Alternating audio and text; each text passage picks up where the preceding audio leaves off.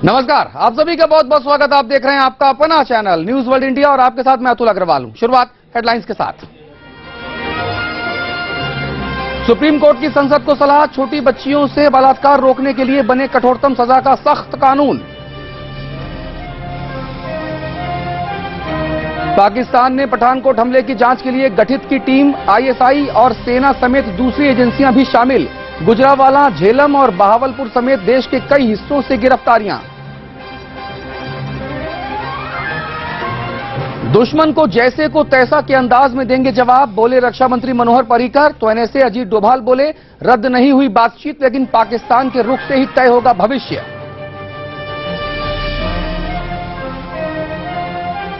NIA headquarters में गुरदासपुर के तत्कालीन एसपी सलविंदर सिंह से पूछताछ, कई बड़े खुलासों की उम्मीद, हो सकता है lie detector test. Mamata Banerjee की पुलिस ने बीजेपी की फैक्ट फाइंडिंग टीम को मालदा रेलवे स्टेशन पर रोका। एसएस अहलूवालिया और भूपेंद्र यादव समेत 3 बड़े नेता हिरासत में। और ऑड इवन फॉर्मूले पर रोक लगाने से दिल्ली हाईकोर्ट ने किया इनकार। 15 जनवरी तक जारी रहेगा ट्रायल, 15 फरवरी को होगी अगली सुनवाई।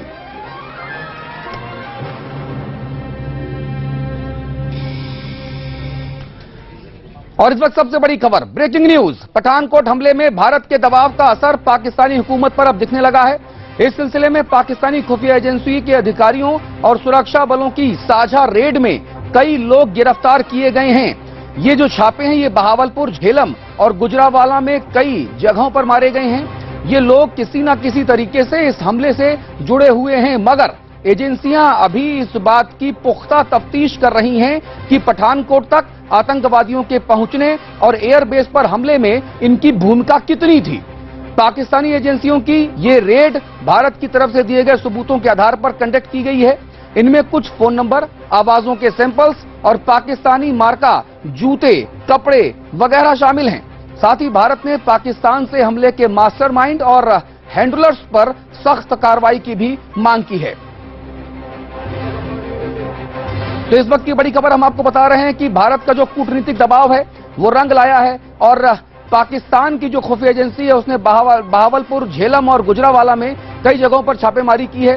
पठानकोट में जो हमला हुआ था उस हमले के सबूत जब भारत ने पाकिस्तान को दिए, उसके बाद इस तरह की जो कड़ी कार्रवाई है वो की गई है। और पाकिस्तान के 3 बड़े शहरों बहावलपुर, झेलम और गुजरांवाला में छापेमारी की जो कार्रवाई है वो लगातार की जा रही है। इसमें कई लोगों को गिरफ्तार किया गया है। ये वो लोग हैं जिनकी पठानकोट हमले में कोई ना कोई भूमिका हो सकती है। इस बारे में लगातार बातचीत हो रही है। भारत में लगातार दबाव बढ़ाता जा रहा है। उधर अमेरिकी विदेश विभाग के प्रवक्ता किर्बी ने भी मियां मोहम्मद नवाज शरीफ को फोन किया और फोन करके उनसे कहा था कि पठानकोट हमलों के तार पाकिस्तान से जुड़ रहे हैं तो आप ईमानदारी से जांच कराइए। पाकिस्तान ने भरोसा भारत को भी दिया था, पाकिस्तान ने भरोसा अमेरिका को भी दिया था। और उसके बाद अब जो जांच हुई, जांच के बाद जो छापेमारी हुई, छापेमारी 3 बड़े शहरों में हुई और इन छापेमारी में कई लोगों को गिरफ्तार करने की खबर हमारे पास आ रही है। तो इस बड़ी खबर पर लगातार हम बने हुए हैं। ये बड़ी खबर सीमा पार पाकिस्तान से आ रही है। दरअसल नए साल की शुरुआत में पठानकोट एयरबेस पर 6 पाकिस्तानी आतंकवादियों ने हमला किया था।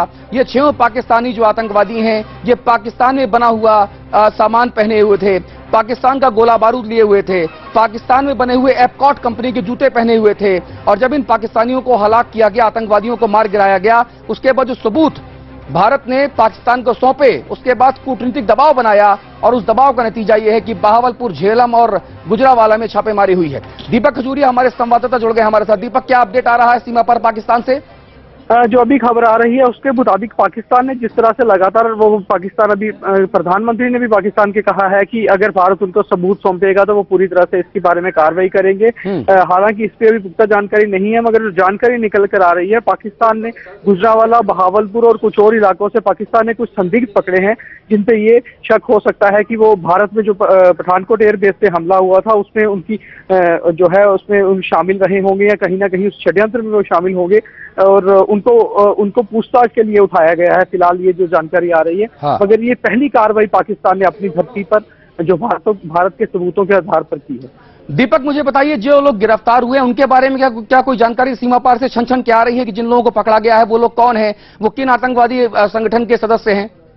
देखिए, जो भारत ने सबूत जो पाकिस्तान को दिए हैं उसके मुताबिक तो जैश ए मोहम्मद का जो सरगना है मौलाना अजहर मसूद, उसी ने ये सारा षड्यंत्र रचा था और उसी के जो गुर्गे थे, उसके जो लोग थे वो इसमें शामिल रहे हैं। और उसके अलावा जिहाद यूनाइटेड काउंसिल जो एक बनाई गई है जिसमें करीबन 16 संगठन है आतंकियों के, वो भी इसमें शामिल हो सकती है।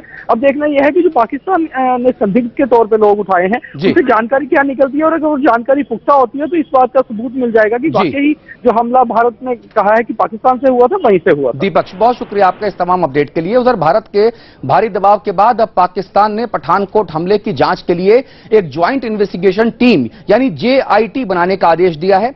पाकिस्तानी अखबार द एक्सप्रेस ट्रिब्यून की खबर के मुताबिक पाकिस्तानी प्रधानमंत्री मियां मोहम्मद नवाज शरीफ ने पाकिस्तान के इंटेलिजेंस ब्यूरो के चीफ को ज्वाइंट इन्वेस्टिगेशन टीम यानी JIT बनाने का आदेश दे दिया है।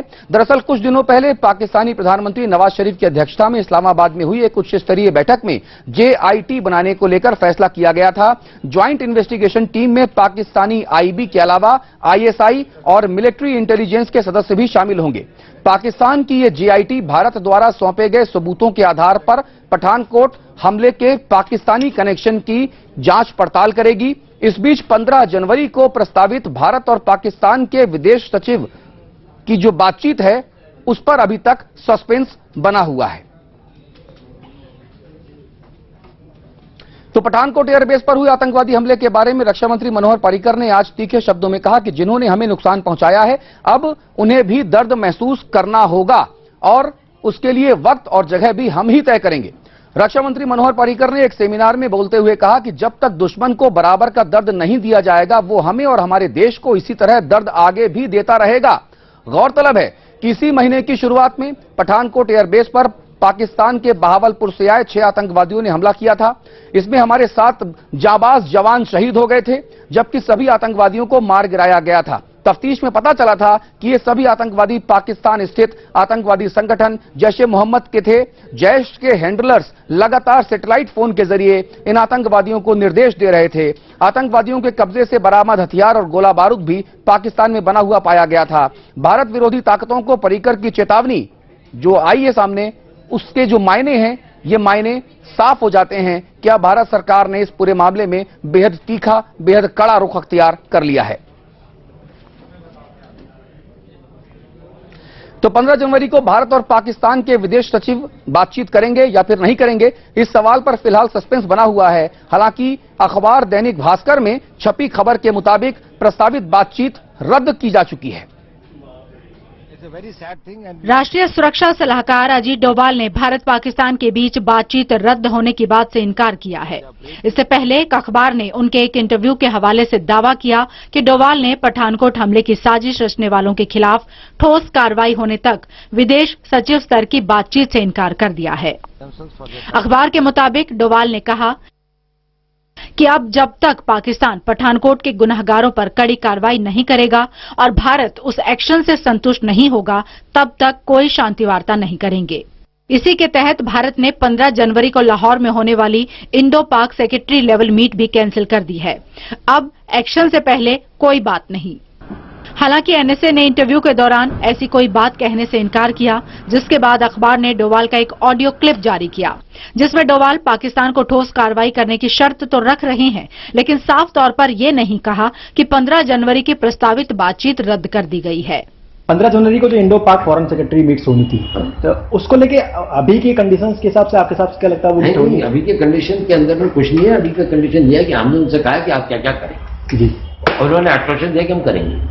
कब तक का आश्वासन दिया? मतलब कब तक? जब वो करेंगे उसके बाद में बात आगे बोली। अच्छा, जब तक वो नहीं, तब तक वो सेक्रेटरी मीट नहीं होगी अभी, तब डेट तभी फिक्स होंगी। पठानकोट हमले को हैंडल करने को लेकर डोभाल की आलोचना हुई थी। अब भारत पाकिस्तान के बीच बातचीत को लेकर विदेश मंत्रालय से पहले उनके दावे ने एक बार फिर उनको मुश्किल में डाल दिया है। हालांकि सूत्रों के मुताबिक सरकार पाकिस्तान से बातचीत को तैयार है, लेकिन पठानकोट हमले के मद्देनजर 15 जनवरी की प्रस्तावित तारीख पर अभी आखिरी फैसला होना बाकी है। Team news world India. उधर पठानकोट में हुए आतंकवादी हमले की जांच के सिलसिले में गुरदासपुर के तत्कालीन SP PPS officer Salwinder Singh को पूछताछ के लिए राजधानी दिल्ली लाया गया है। नेशनल इन्वेस्टिगेटिव टीम यानी एनआईए ने 8 जनवरी को सलविंदर सिंह को पूछताछ के लिए समन जारी किया था। इस वक्त सलविंदर सिंह से एनआईए की टीम पूछताछ कर रही है। सूत्रों से मिल रही जानकारी के मुताबिक सलविंदर सिंह का लाई डिटेक्टर टेस्ट भी कराया जा सकता है।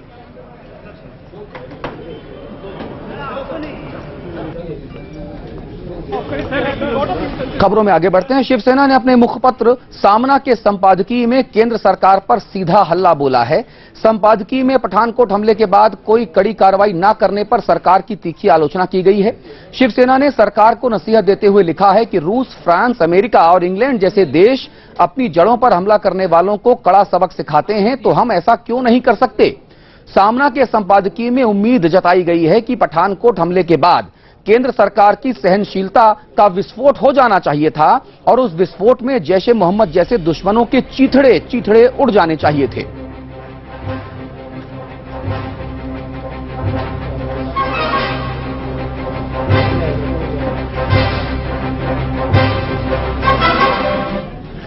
और पठानकोट पर हुए आतंकवादी हमले के तार सीधे तौर पर सीमा पार पाकिस्तान से जुड़ते जा रहे हैं और खुद पाकिस्तान ने भारत से मिले सबूतों को गंभीरता से लेते हुए जेआईटी का गठन कर दिया है। मगर केंद्रीय मंत्री और लोक जनशक्ति पार्टी के सुप्रीमो रामविलास पासवान पाकिस्तान को क्लीन चिट दे रहे हैं। रामविलास पासवान ने कहा है कि पाकिस्तान तो खुद आतंकवाद से पीड़ित है और इसकी वजह से पाकिस्तान में भारत से ज्यादा लोग मारे जा रहे हैं। वहां के प्रधानमंत्री नवाज शरीफ के नियंत्रण में आतंकवादी नहीं हैं। अब पाकिस्तान में जो टेररिज्म की घटना घट रही है तो हमारे ही देश में तो नहीं घट रही है। हमसे ज्यादा तो पाकिस्तान में लोग मारे जा रहे हैं। तो यदि नवाज शरीफ के कंट्रोल में यदि टेररिस्ट रहता तो उनके यहाँ कैसे हत्या होती। तो राजनीति जो ना कराए सो थोड़ा है। इस वक्त एक और बड़ी खबर आ रही है। नेशनल हेराल्ड मामले में से जुड़ी एक खबर है कि इस सिलसिले में अदालत ने एक याचिका मंजूर कर ली है। बीजेपी के वरिष्ठ नेता और वकील सुब्रमण्यम स्वामी की याचिका को मंजूर कर लिया गया है। पटियाला हाउस कोर्ट ने इस याचिका को मंजूर किया है। याचिका में नेशनल हेराल्ड केस के दस्तावेजों की जांच करने की मांग की गई थी। फिलहाल ईडी, आयकर विभाग और डीडीए समेत कई विभागों के पास ये दस्तावेज हैं। अब जिनकी जांच होगी अगर अदालत का फैसला आता है तो। अनेक मंत्रालयों में नेशनल हेराल्ड के डॉक्यूमेंट्स हैं। अभी तक हमने प्राइमा फेसी केस प्रूव करना था। अब हमें ये सिद्ध करना होगा कि बियॉन्ड रीजनेबल डाउट ये अपराधी हैं और इनको दंड देने की आवश्यकता है।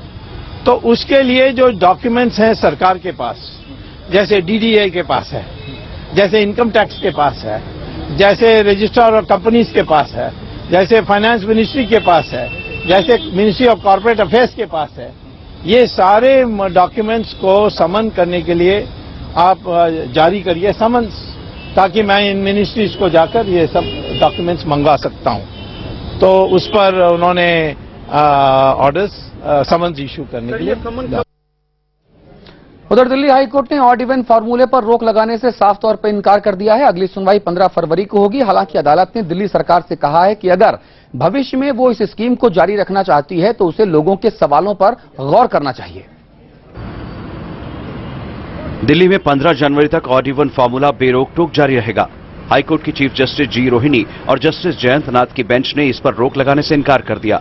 नोटिफिकेशन के इंटरफेरेंस में इंटरफेयर नहीं कर रहे हैं। हालांकि ये कोर्ट ने कहा है कि जितने भी पॉइंट्स इन पिटीशन में लिए हुए हैं, अगर गवर्नमेंट कोई फ्यूचर में कोर्स ऑफ एक्शन लेती है तो इन सारे पॉइंट्स को कंसिडर किया जाए। ये कह के कोर्ट ने जजमेंट डिलीवर करी है। दिल्ली सरकार ने हाईकोर्ट के फैसले का स्वागत किया। दिल्ली पुलिस भी सरकार से सहयोग के लिए पूरी तरह तैयार है। मैं हाईकोर्ट को धन्यवाद करना चाहता हूं कि उन्होंने दिल्ली वालों के हित में, दिल्ली के बच्चों के सांसों के हित में उन्होंने फैसला दिया है और हमें उम्मीद है कि 15 तारीख तक का जो ये पहले चरण का प्रयोग है, इससे हम लोगों को एक सफिशिएंट जो है डाटा और सफिशिएंट इसके मूल्यांकन करने के लिए, भविष्य के लिए हमें तथ्य मिलेंगे। ये सरकार जब जो भी निर्णय लेगी हम उसके मुताबिक कार्रवाई करेंगे। तो अगर इसको एक्सटेंड किया जाएगा तो हम इसमें जो आगे भी इसकी ऊपर कार्रवाई करते रहेंगे। अगर एक्सटेंड नहीं किया जाएगा तो हम उस हिसाब से कार्रवाई करेंगे। हालांकि कोर्ट ने दिल्ली सरकार से कहा है कि अगर वो भविष्य में स्कीम को जारी रखना चाहती है तो उसे 12 याचिकाकर्ताओं की ओर से उठाए गए सवालों पर विचार करना चाहिए। दिल्ली सरकार हाईकोर्ट में दावा कर चुकी है कि ऑड इवन लागू होने के बाद से दिल्ली में प्रदूषण कम हुआ है। इसके लिए उसने एनवायरमेंट प्रोटेक्शन अथॉरिटी की रिपोर्ट भी पेश की। Gopal Krishna, news world India, Delhi. और साल 2012 में भारतीय सेना की 2 टुकड़ियों के राजधानी दिल्ली कूच की खबर को सही बताने वाले कांग्रेस के नेता मनीष तिवारी खुद अपनी ही पार्टी में अलग थलग पड़ चुके हैं। वहीं तत्कालीन सेनाध्यक्ष और मौजूदा विदेश राज्य मंत्री जनरल वीके सिंह ने तिवारी को उनकी किताब पढ़कर अपना ज्ञान बढ़ाने की नसीहत दी है। वीके सिंह से एक्सक्लूसिव बातचीत की हमारी संवाददाता प्रांजलि सिंह ने। 16 जनवरी 2012, आखिर क्या हुआ था उस दिन? आखिर क्यों जनरल वीके सिंह उस वक्त चर्चा में आ गए थे? आखिर क्या एक अखबार ने छापा था? सच्चाई क्या थी? हमारे साथ में खुद इस वक्त विदेश राज्य मंत्री वीके सिंह जी मौजूद हैं। सर, मनीष तिवारी का बयान और आपका जो भी आपने अपनी तरफ से प्रतिक्रिया दी हो, सच्चाई क्या थी? मतलब ये हर कोई जानना चाहता है। देखिए, मैंने तो बहुत साफ कहा है, काफी तथ्य जो है वो मेरी किताब के अंदर लिखे हैं, उनको पढ़ लीजिए, सब चीजें सामने आ जाएंगी। और इसके बारे में इस समय इससे ज्यादा बोलने की आवश्यकता नहीं। लेकिन क्या उस व्यक्ति के बारे में आप बोलेंगे जिसे कि 2012 की चीजों को 2016 में याद करना पड़ा, जबकि वो खुद उस वक्त प्रेजेंट सरकार में वो व्यक्ति मौजूद था? उनकी खुद की पार्टी ने अपनी प्रतिक्रिया दे दी है, तो इसलिए वो खुद उसके बारे में सोचें कि उनकी पार्टी उनको क्या कह रही है। और मैं अपनी तरफ से इस समय कुछ नहीं बोलना चाहूंगा। मैं सिर्फ आपको एक ही सलाह देता हूं कि आप एक बार किताब पढ़िए, उसमें बहुत सारी चीजें स्पष्ट हो जाएंगी।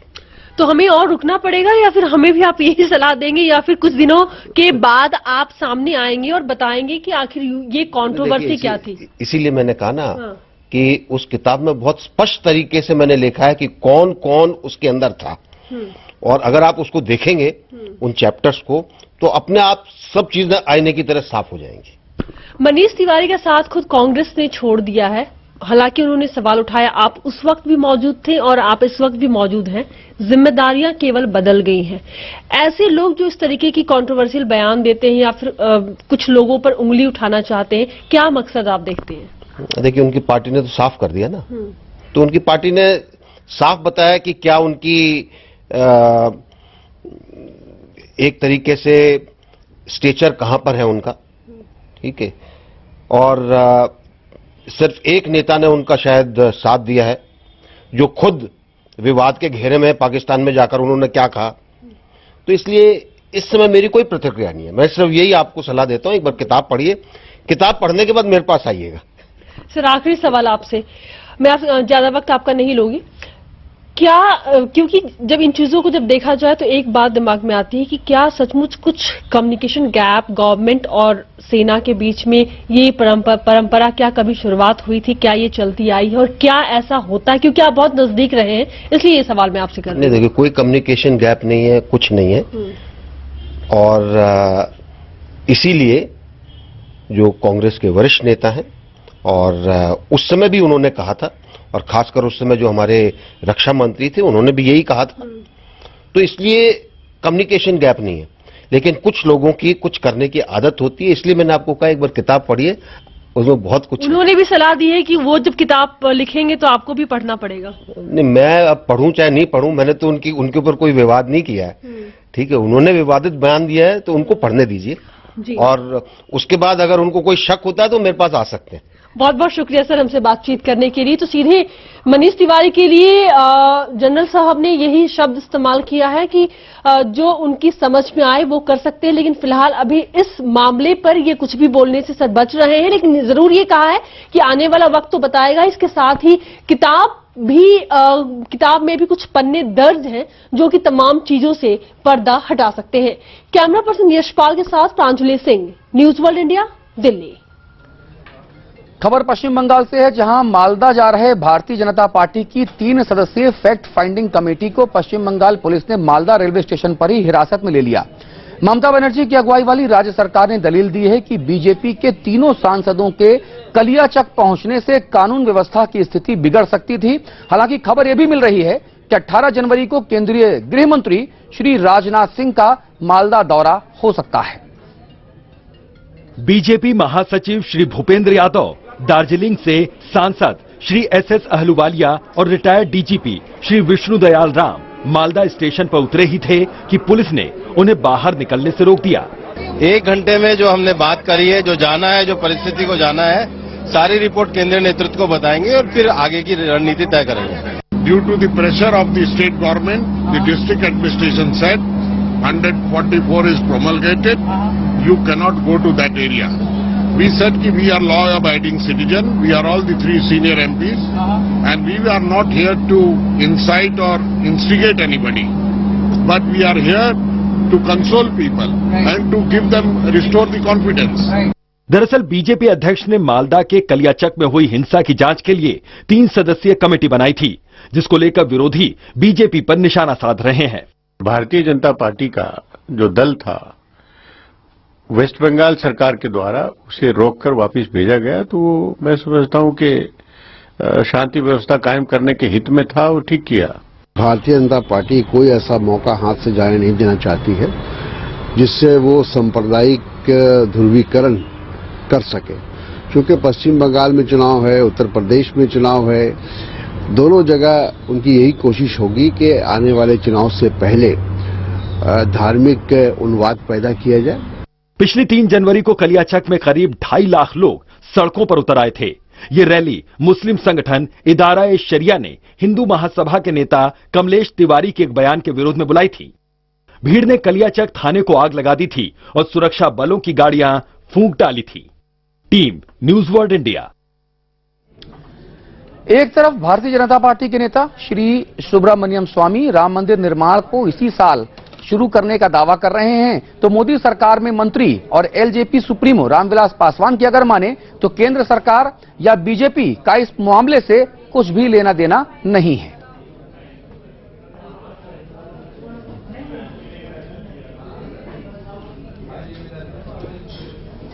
बीजेपी का कौन नेता राम मंदिर की बात करता है? कई प्रधानमंत्री के मुंह से आपने सुना है? बीजेपी का मतलब, सरकार का मतलब होता है नरेंद्र मोदी जी। 1.5-2 साल सरकार का हुई है, एक दिन भी उनके मुंह से आपने सुना है राम जन्मभूमि, बाबरी मस्जिद, 370, कॉमन सिविल कोड, कोई चीज सुना है?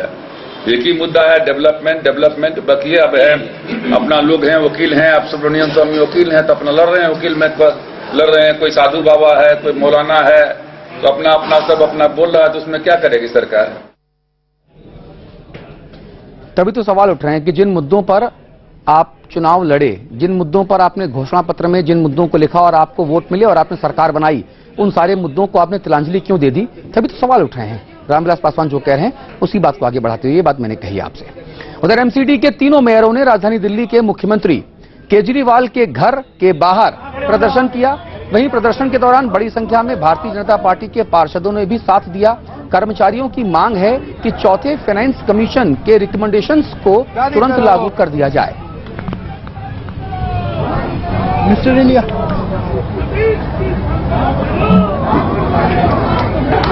ये क्या चक्का है क्या? ताली वाला। दिल्ली से सटे गुड़गांव के पटौदी इलाके में 22 वर्ष की एक युवती के साथ गैंगरेप का मामला सामने आया है। युवती ने 5 लोगों के खिलाफ मुकदमा दर्ज करवाया था, जिसमें से 2 आरोपियों को पुलिस ने धर दबोचा है, जबकि बाकी जो 3 आरोपी हैं अभी तक फरार बताए जा रहे हैं। युवती ने बताया है कि उसे जान से मारने की धमकी भी दी जा रही है। पुलिस सभी आरोपियों की धरपकड़ के लिए जांच अभियान तेज कर चुकी है।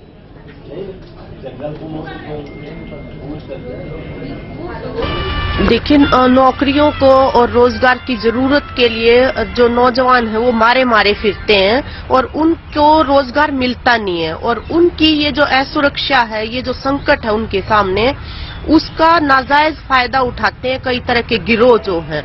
और ऐसा नहीं है कि पुलिस को उन गिरोहों का पता नहीं होता, लेकिन उनके साथ किसी न किसी तरह की मिली भगत चलती रहती है। तो हम ये मांग करते हैं कि वहां का प्रशासन जो है वो तुरंत कार्रवाई करे और सख्त से सख्त सजा दे, और इनके साथ और भी जो लोग संलिप्त हैं इस तरह की गतिविधियों में, उन सबको भी सजा दी जानी चाहिए। हमारा जो स्टेट्स हैं वो महिलाओं को व्यवसाय या नौकरी की सही जो व्यवस्था है वो उपलब्ध नहीं करा पा रहे हैं। तभी लड़कियां या महिलाएं या युवा भी वो भटकते फिरते हैं। और जब वो भटकते हैं तो उनकी इस विवशता का, इस मजबूरी का बहुत लोग बहुत गलत तरीके से इस्तेमाल करते हैं और जो सबसे विभत्स तरीका हो सकता है वो बलात्कार हो सकता है। बहुत शर्मनाक है। मगर साथ में मुझे ये पूछना है खासतौर से हमारी न्यायिक व्यवस्था से कि हर दिन एक बलात्कार, हर दिन एक एफआईआर और उसके बाद खामोशी, कब तक? दिल्ली के लक्ष्मीनगर इलाके में एक परिवार की दिलेरी दिखाते हुए न सिर्फ डाका डालने आए 5 नकाबपोश बदमाशों के मंसूबों पर पानी फेरा, बल्कि एक बदमाश को पकड़ भी लिया और उसकी जोरदार पिटाई की। हालांकि 4 बदमाश फायरिंग करते हुए भाग निकलने में कामयाब हो गए। गनीमत यह रही कि बदमाशों की फायरिंग में कोई भी जख्मी नहीं हुआ। मौके पर पहुंची पुलिस ने पकड़े गए बदमाश को हिरासत में ले लिया और फरार बदमाशों की तलाश में जुट गई है।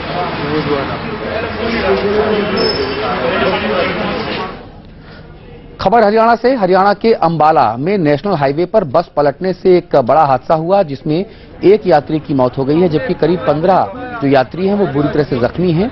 जानकारी के मुताबिक बस के ड्राइवर की सनक इस हादसे के लिए जिम्मेदार है। ड्राइवर की कुछ यात्रियों से झड़प हो गई, जिसके बाद ड्राइवर ने यकायक बस से बाहर छलांग लगा दी। बस अनियंत्रित होकर पलट गई।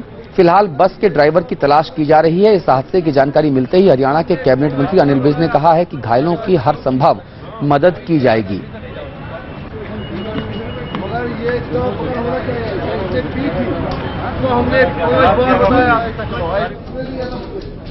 सोशल मीडिया पर हर दिन कई वीडियो वायरल होते रहते हैं। इसी कड़ी में न्यूयॉर्क का एक भावुक वीडियो बहुत पसंद किया जा रहा है। दरअसल ये वीडियो न्यूयॉर्क की एक ट्रेन का है, जिसमें सर्दी से ठिठुर रहे शख्स की मदद के लिए एक यात्री आगे आया है। इस शख्स ने अपनी शर्ट और टोपी सर्दी से कांप रहे दूसरे व्यक्ति को पहना दी। उसी ट्रेन में मौजूद लजारो नोलास्को नाम के शख्स ने इस पूरे वाकये को अपने कैमरे में कैद कर लिया और अपने फेसबुक पर अपलोड कर दिया, जिसे अब तक तकरीबन 2 लाख लोग शेयर कर चुके हैं।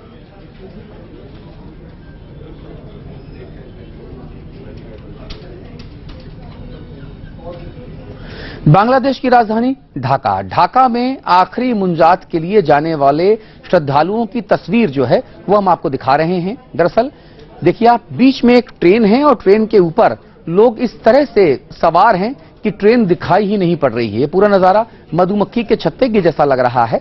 गौरतलब है कि इस आयोजन में पहुंचने के लिए लोगों की हर साल ऐसी ही तस्वीरें सामने आती हैं। दरअसल यहां आखिरी मुंजात के लिए 150 देशों से जो मुस्लिम श्रद्धालु हैं वो पहुंचते हैं।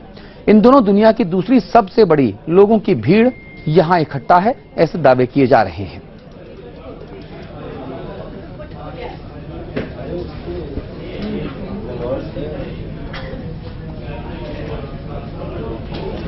खबर ब्राजील से है। ब्राजील के शहर रियो में 5 फरवरी से 10 फरवरी तक चलने वाले एक रियो ड जेनेरियो कार्निवाल की तैयारियां शुरू हो गई हैं। इस दौरान आयोजित पहली रिहर्सल पर 12 सांबा स्कूलों ने एक रोड परेड में हिस्सा लिया। इस दौरान कई खूबसूरत रंग देखने को मिले। इन तस्वीरों को आप महसूस कीजिए।